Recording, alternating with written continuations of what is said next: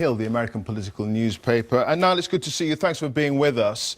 The refusal of Donald Trump to address both houses of Parliament, I mean, is this going to go down, or how is this going to go down in the United States? Is this something people are actually going to notice?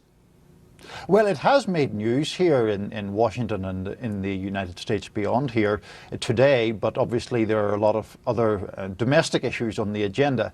I do think in President Trump's case, for all his projections of power, he is very thin-skinned a lot of the time, and I'm sure Speaker Bercow's comments have come to his attention, and we'll see if he fires back via Twitter or any other means. So this is the kind of thing that could very well wind him up? Yes, it is. I mean, Donald Trump has a kind of a motto that he never lets anyone, as he sees it, punch at him without punching back. Whether he makes an exception for that when the person punching is overseas, we shall find out. But it is quite genuinely something that he might get irritated by, and you know, whether people might not think that's necessarily a bad thing, but he will certainly, I think, be displeased. He's been speaking to CENTCOM today down in Florida, and he's made the point that fighting Islamic terrorism is his #1 foreign policy goal. And he's also talked about rebuilding the American military and replenishing it with more weapons and so on and so forth. I mean, given the parlous state of America's finances, is this something that people want? I think that it is something that Donald Trump can cast as an attempt to restore American strength. His voters believe that America had slipped into too weak a position where it was no longer leading in the world. If he casts a build-up in military spending as a way to return to that strength, it could have political appeal. But your point is nonetheless well made, Clive. This will put America's finances under greater pressure, and whether there's a downside to that politically, we shall soon find out.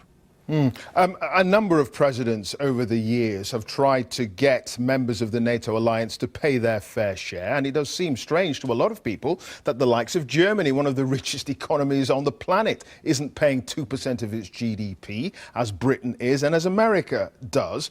How does the president propose to convince the likes of Germany and so on to pay their fair share? He's been very strident in this.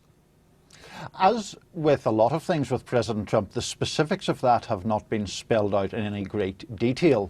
The broad argument is that obviously the countries in the NATO alliance are dependent upon the United States coming to their aid if they came under attack. Donald Trump has suggested that that obligation would become conditional if they did not pay their dues.